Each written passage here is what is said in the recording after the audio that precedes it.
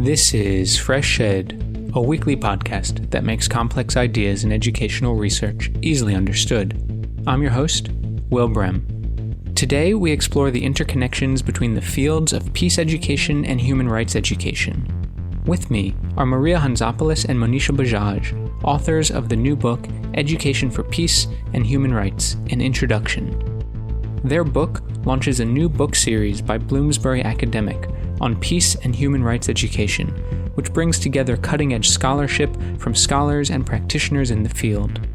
It will provide a cross-section of scholarly research as well as conceptual perspectives on the challenges and possibilities of implementing both peace and human rights education in diverse global sites. Check out the show notes for an exclusive 30% discount code.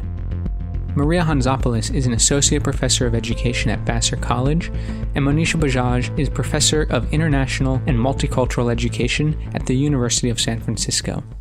Maria Hantzopoulos and Monisha Bajaj, welcome to FreshEd. Thanks for having us, Will. Very happy to be here. Thank you. So can you tell me, to start, kind of a broad question, what is peace education? Yes, peace education, that is a very broad question.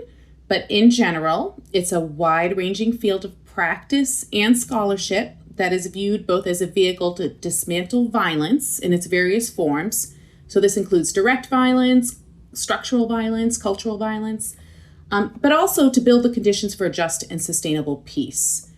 It's a means to teach about peace and for peace. So in that sense, peace education requires attention to transforming content, pedagogy, structures, educational practices, relationships between and among educators and learners, and also the systems by which we measure the outcomes of education as well. But considering its range and its origins across the globe, peace education is also understandably rife with plural and multiple interpretations and enactments. But that's kind of a general understanding of what peace education is. What is the history? Like, when did it, start? Well, the history of peace education is long and varied. As a field, I would say in the early 19th century, it really started to be legitimized. But it really gained popularity in the 20th century, particularly in relation to world wars and the Cold War. To be clear, though, peace education isn't new, or even just, nor is it Western. I think, that's something we get into in the book a little bit. Many non-Western and indigenous societies across the globe have been grounded in religious and spiritual teachings and traditions that have sought to educate and lead people to more peaceful and just worlds, since the beginning of time. We would say that the development of peace education in the 20th century is really when it has flourished. And though it takes multiple forms and trajectories, and that is contingent upon specific geographical and historical contexts, we discuss sort of three main periods in the book that push the development of the field forward. And this is the intra-war period between World War I and World War II, the decolonial movements emanating from the global South and among marginalized populations in the global North, and then, of course, the Cold War after that. Those are sort of the three main chapters. In particular, it was peace research that pushed the field forward, particularly these notions of conceptualizing different types of peace, which I mentioned. I mentioned different types of violence, but there were also different types of peace. So initially, peace research focused on direct violence, which is both personal and direct. I don't know how else to say it, right? But this defines peace as the absence of war and violence. And so this type of peace that corresponds with that is negative peace. And that's explicitly concerned with security, stopping violence from happening, and just, putting an end to it. Peace research, however, began to consider the root and structural causes of violence. And this led to more nuanced understandings of violence beyond the obvious direct and physical, to really consider how a genuinely peaceful world might be realized. So by centering these systemic and structural forms of violence, peace researchers introduced the concept of what's known as positive peace, one that relies on not only the absence of direct violence, that is important, but also the pursuit of justice, human rights, and societal well-being. That was really important in the development of the field. And then finally, I would say in the 70s and 80s, the feminist scholarship really contributed greatly to pushing the field further. In particular, scholars like Brigitte Brock-Utney, Betty Reardon, argued that peace, both not positive and negative, could only be attained by employing a gendered lens that aimed to dismantle patriarchy. They felt this was really, really important in helping re-socialize people away from militaristic ideals, away from war, away from competition, to build a more trusting, collaborative, peaceful, and just future. At present, I would say peace education is not limited to this analysis. These are all really important. But in recent years, there's been a rise in critical approaches to peace education as well. This includes critical peace education, you might have heard that term, as well as decolonial approaches to peace education. Both of these kind of bring in theory from a variety of disciplinary frameworks, as well as highlight marginalized voices and histories to inform peace education theory and practice. That's an excellent overview. I mean, it's such a rich field and obviously has a long history. And what's interesting in your book is that you pair this sort of discussion of peace education with human rights education. So, Monisha, what is human rights education? I know you've been on the show before and we've talked a lot about human rights education, but what's a brief overview of that field? Sure. Well, I think it parallels peace education's rise in some ways, but then it also has its distinct features. So similar to what Maria mentioned is that you have these antecedents in earlier times where people have sought to expand the rights of some to become the rights of more, the rights of many, visions for the rights of all. You have in the 1700s, you have the French Revolution, you have the Haitian Revolution, you have the abolitionist movement. The first mention I think we can find in the U.S. of a substantive sort of framing of human rights was Frederick Douglass, the famed abolitionist and later diplomat, escaped slave, who talked about human rights in terms of the abolitionist movement and expanding rights beyond the limited, narrow conception of rights of white propertied men to include more people. So you have antecedents, but the modern human rights education movement really comes out of the two world wars in the 1900s and the move towards a desire for a more sort of global community and global set of moral imaginaries that framed the development of the United Nations. And at that time, the former president of Panama came to the 1945 signing of the UN Charter in San Francisco with a draft declaration of human rights. The UN at that time, the countries that belonged to it, which was a limited scope given the presence of colonialism throughout a lot of the world. They weren't ready to sign on to that just yet. They formed a human rights council to start thinking about developing it. And in 1948, you have the adoption by the General Assembly of the Universal Declaration of Human Rights. And in the debates and discussions over every word, every comma, every concept that went into that historic document, you had questions about the right to education, which came into Article 26, being required and mandatory for all, a right for all. But you also had questions about what that education should look like. So this particularly was a debate among folks coming out of World War II, the Holocaust, fascism in Europe, who were saying, we have an educated populace, but it didn't stop the horrors of World War II because what was happening in schools was feeding indoctrination and sort of, the reproduction of fascist ideologies at that time. So Part 2 of Article 26 of the Universal Declaration of Human Rights is an important anchor for the field of human rights education, where it says that it's not just a right to education, it's a right to education that leads to the strengthening of respect for human rights and fundamental freedoms. And that's where the field really anchors itself in the modern moment. But, I think as Maria mentioned in terms of decolonization of a lot of the global South that ensued afterwards, getting access to education really took precedence. And it was really not until sort of the 1980s, the end of the Cold War, the Vienna Conference on Human Rights that happened in 1993, that human rights education really started gaining momentum as a priority for, it's not just the legal forms of rights that matter. People need to know about their rights in order to be able to claim them and demand them.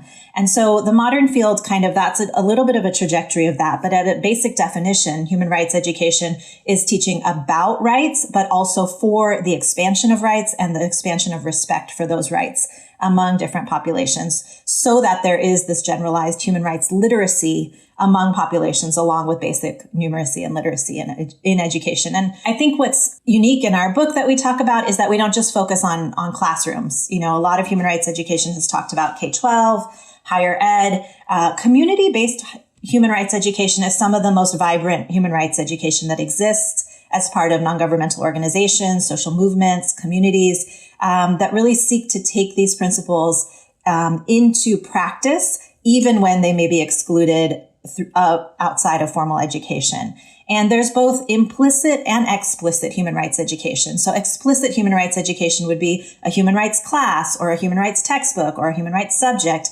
And implicit is where the concepts and principles and values and attitudes of human rights are infused into other programs that may not use the nomenclature of human rights per se. Yeah, just to add a little bit, not specifically about human rights ed, but I think Monisha pointing out sort of the historical trajectory of human rights ed, you can see that it kind of overlaps with peace education in terms of, its development. Obviously, there are clear distinctions and we map those out, but there's something about that overlap in terms of why these fields sort of gained prominence, sort of bind to the fields in some way.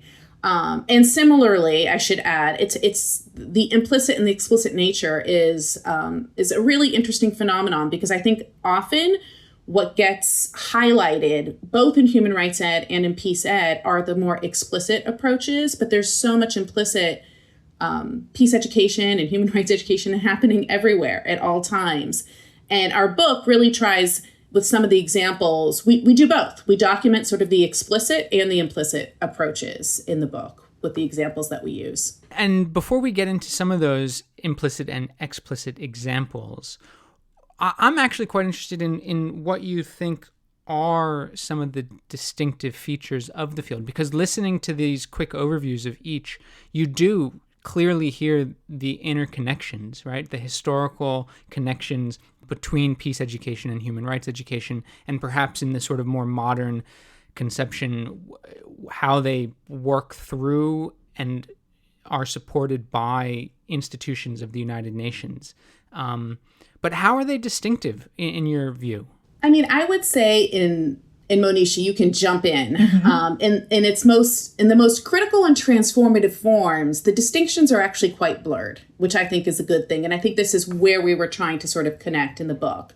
But I will say, in general, peace education is really, there is somewhat of a normative perception of what peace is. I guess this is similar in both fields, because rights could be that way too. We sort of push back on that a little bit as well. But because peace education is concerned with explicitly these notions of peace and violence, I think that distinguishes it from human rights. Doesn't mean human rights education doesn't take those up. And it also doesn't mean that peace education doesn't take up human rights. Most often they do. But I would say that's probably the main distinction, just these notions of peace and violence. I don't know if you, for peace education. Monisha, do you have anything to add? Yeah, I'll just add one thing to what you said, is that I think, Maria and I edited a volume a few years ago, Peace Education, International Perspectives, where we brought together different authors from around the globe talking about localized conceptions of peace and peace education. And what's so apparent when you look at kind of these local meanings and localizations of peace education, it's really different, right? You have different levels. You have people kind of focusing on inner peace and a more kind of like spiritualized element. You have interpersonal peace. You have kind of collective peace, really focused on, looking at the historicity of violence and tensions and peace knowledges and those kinds of things. So I think peace has a lot of different interpretations globally, and human rights do as well. But I think with human rights, you have a more articulated kind of body of international law on human rights that allows for an anchoring in a much sort of vaster framework that legal scholars have been talking about for decades now and have been developing ideas of. And we still, like Maria had mentioned, when you look at the sort of critical, decolonial, and transformative forms of both of these fields, peace education and human rights education, you have a blurring because there is a kind of similar focus on what we talk about in the book of building solidarity, of recognizing the inherent dignity of learners, of fostering transformative agency. But I think with human rights education, because of the sort of expansion and articulation of a body of rights and what those mean, the way that gets localized has a bit more anchor in some of the work of the UN. Peace education has been taken up by the UN, but I think what you find is when you look at different programs, there's a lot more sort of variation on the ground of how people interpret that. It's really quite interesting because they're so deeply interconnected. It's quite hard to actually unravel how they're distinct in a way but I think you did a really nice job of pointing to some areas. So let's go into how they are really, truly interconnected, and particularly in some of the concepts and ideas. And Monisha, you were already raising some like solidarity, but how do you see these two fields as being interconnected? Sure. So we see several intersections between the fields. And really, we feel like the main intervention that this book is trying to make is positing what the fertile terrain is at the intersection of these two fields. And how we might think of them as one sort of shared field. And we use a heuristic in the book of a tree with intertwined roots. And so we see the joint field of peace and human rights education as a tree with intertwined roots that are nourished by concepts such as dignity, transformative agency, justice, solidarity, empathy, equity, anti-racist work, decolonial work. And we definitely are situating the decolonial transformative strands of these two fields as really joint and sharing a focus on contextually relevant curricula, pedagogy, recognition of learners' inherent dignity. And this is really important when we talk about in the book, too, how so many marginalized communities have been made to feel less than human and internalized a lot of those beliefs. I see that a lot in my work, my long-term work in India. I looked at Dalit and Adivasi communities, Dalit being formerly called untouchable, quote unquote, Adivasi indigenous communities who often feel like they're not even worthy of rights because of histories of domination and extreme forms of brutality that have made people feel less than human, so that when treatment that is less than human comes at their way, it's hard to interrupt those forms. And some of the localized forms of really radical human rights education that have happened have had to engage in this way of really thinking about dignity for marginalized communities in ways that can even get you to the point where you want to demand your rights because of these processes of dispossession and marginalization that have been so terrible. We see sort of both the critical and decolonial forms of both human rights education and peace education in this kind of joint way that we're conceptualizing them, having deep analyses of social inequalities, a joint focus on fostering critical consciousness, as Paulo Freire has talked about, a cultivation of transformative agency that we develop in chapter 5 of the book, kind of a notion of how transformative agency that comes out of educational scholarship can really have different components that make it sustainable and coalitional, relational, really building on the ways that agency can be consistent over time. Maria, did you want to add anything? I think Monisha really summed it up. I mean, really well. But it, you know, as we talk about in the book, we really take dignity and agency as sort of the two anchors, but also how Freire does unite these anchors in some way. So I think that's really, really important. And she started to speak to that. So I think for us, you know, just to sort of jump in, there's no doubt that the work and pedagogy of Paulo Freire, which is rooted in critical consciousness, dialogical relationships and practice, transformative agency, problem posing, that this is often a vehicle for the enactment of both peace education and human rights education. A vehicle meaning it's a type of pedagogy, right? But this type of critical pedagogy is also grounded in a vision for a more socially just future. And in many ways, it serves or should serve as the basis for both fields, particularly in their critical forms.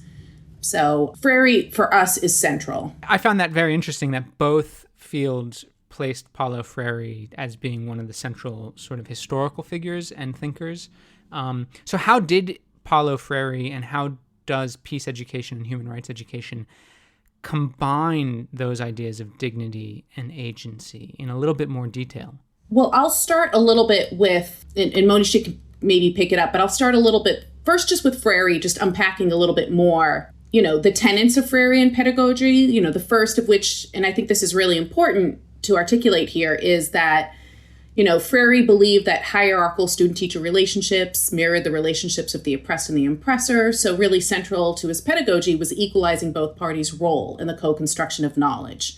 And he also pushed, the idea that knowledge is never neutral, right? And so Freire not only believed that students and teachers could work towards each other's liberation by acknowledging these things, but also move towards a more just and equitable society grounded in collective freedom, right? And central to this was problem posing, in which the learner critically reflects on the world and the world around them, and then takes critical action to transform it. Freire's explicit commitment to dismantling structural violence really dovetails with the same goals of peace and human rights education. And moreover, Freirean critical pedagogy really hones in, and Monisha spoke to this a little bit, on the context-specific structural inequities to illuminate how localized experiences shape perceptions of peace and human rights.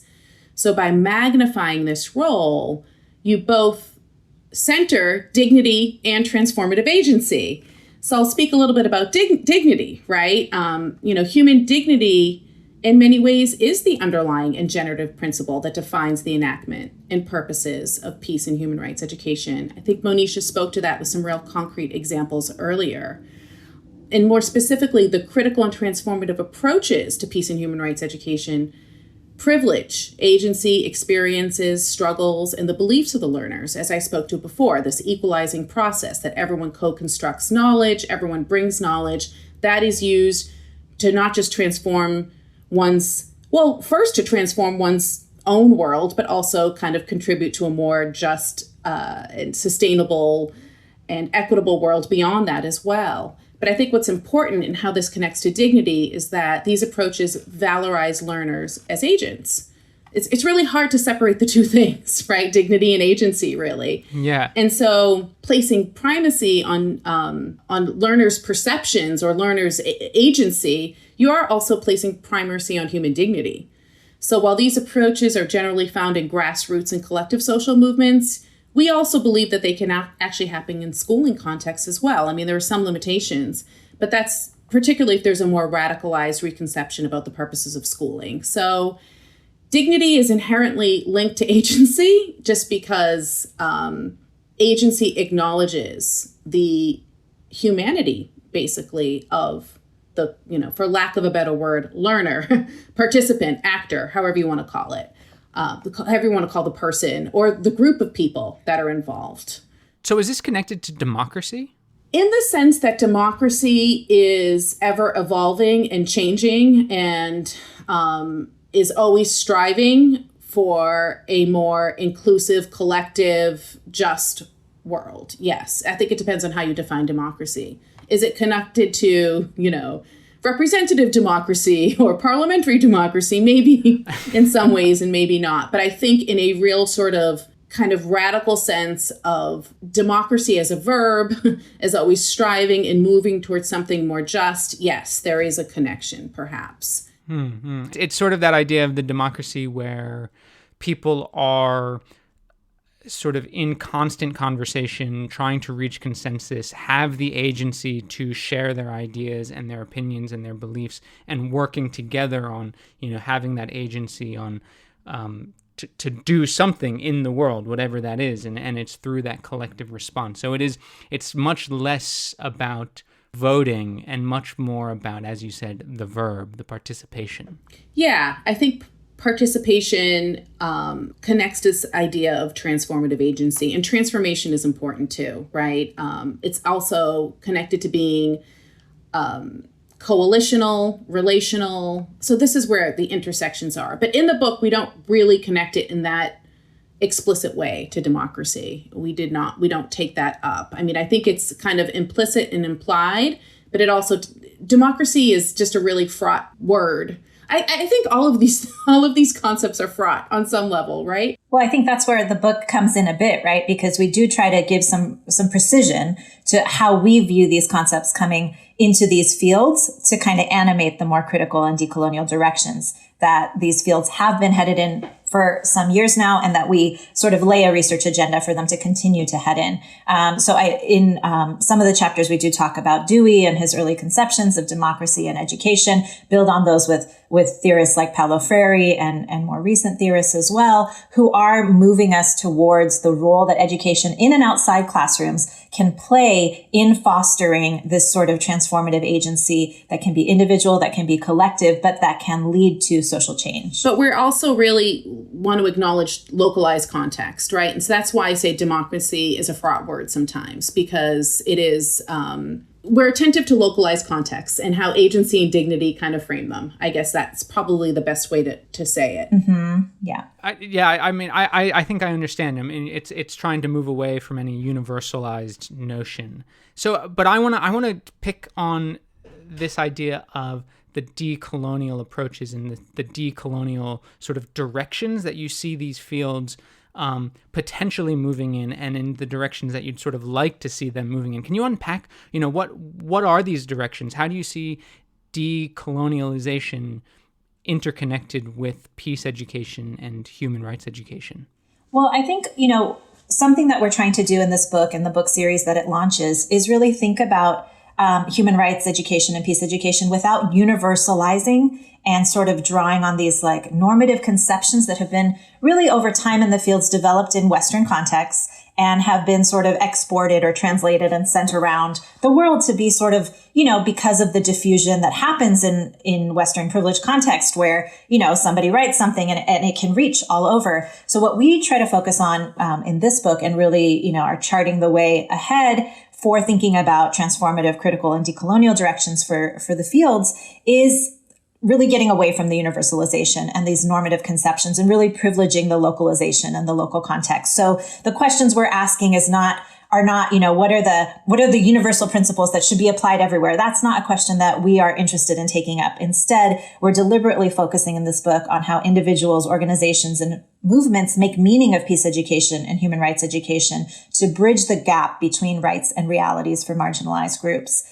And much of the scholarship that exists that does focus on universal and normative dimensions, it has limited information about what is locally meaningful. What does human rights mean in a local context? What does peace mean in a local context? And what is the agency of local actors in using these global concepts for their own strategies for struggles for justice and gaining attention or gaining legitimacy? Why does a local NGO in a rural community in Bangladesh use human rights as a framing for their work with women who have not had access to schooling or may not have access to property rights, et cetera? Why is human rights considered a framework that is utilized? And what does it do for that organization in terms of linking to a global conversation that can gain it legitimacy, can gain it funding, can gain it recognition, and plugging into a larger framework globally? So those are the kinds of conversations that we're trying to have in the book and encourage others to have,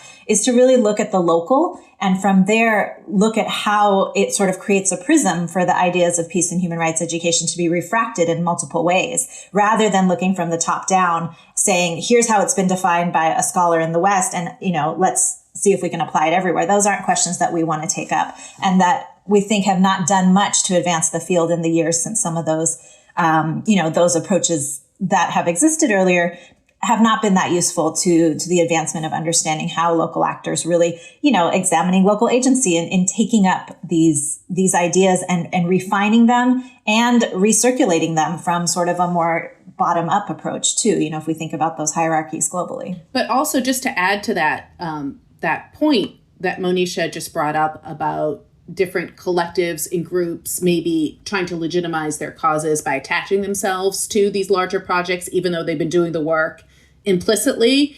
There's the flip side of that too, right? I'll take peace education as an example, right? There are, lots of communities working towards building, more just and peaceful, sustainable futures, but really shy away from the word peace because in their particular context, it could actually undermine the work that they're doing. So all of these are kind of important ideas to sort of take up in the work. And we think the direction of critical peace ed and decolonial trajectories of peace and human rights education sort of take this up in a way, kind of looking at those nuances, right? I'll add on to what you just said. I think human rights is similar, right? In some contexts, using the term human rights can result in tremendous government repression by state forces. And that's where the implicit and sort of subversive forms of human rights education need to be looked at too. There's some scholars who don't want to pay any attention to anybody who doesn't call what they do peace education or human rights education because they don't feel like it's an explicit form. But sometimes the implicit forms are the most radical, where people are operating in spaces where they can't use these names because of the repression or backlash or undermining that might happen. There's so many reasons why someone wouldn't employ these terms, but it can be a really important examination to see what people are doing that are in the spirit of these fields, but cannot use those names per se. And we think that this points to some of the limitations of what, in thinking about peace and human rights education sort of have been, right? In general, the reliance on normative and totalizing frameworks that Monisha talked about earlier, creates blind spots. And both peace and human rights, it kind of undermines the projects in some ways when there's a sole reliance on Western-centric normative notions of peace and human rights, when there's a failure to acknowledge the really specific sui generis contexts, including the ways in which race and coloniality inform local practices. That's often missing from some of the peace education and human rights education literature. Not always. And I think in our book, we highlight some, and there is growing research with these decolonial trends. There are many scholars taking this up now. But I think it's important to look at these contexts to understand how violence occurs in those contexts as well. And of course, the dismissal of marginalized voices, and also the need for a teleological outcome sometimes that doesn't really attend to or benefit, the people that are supposed to be on the quote unquote receiving end of peace and human rights education. So we just think that in both peace and human rights education, this attachment to specific outcomes can sometimes undermine the really amazing work. And so that reflection is also key. So our book, in a way, is just sort of pushing through some of these limitations. But it doesn't mean it's a panacea or solves it or anything, too, because that continual reflexivity is so crucial. Like we need to continue to movement. Movement is really important. We continue to move forward, reflect, think, reevaluate, assess. And both us as scholars, but also that this is what we sort of see needs to happen among practitioners and agents as well. One of the unique contributions, I think, of our book is also that for the book series that this book launches, the kind of first ever book series on peace and human rights education with Bloomsbury Press, is that we have an advisory board of thought leaders and scholars from around the world who've been working in peace and human rights education.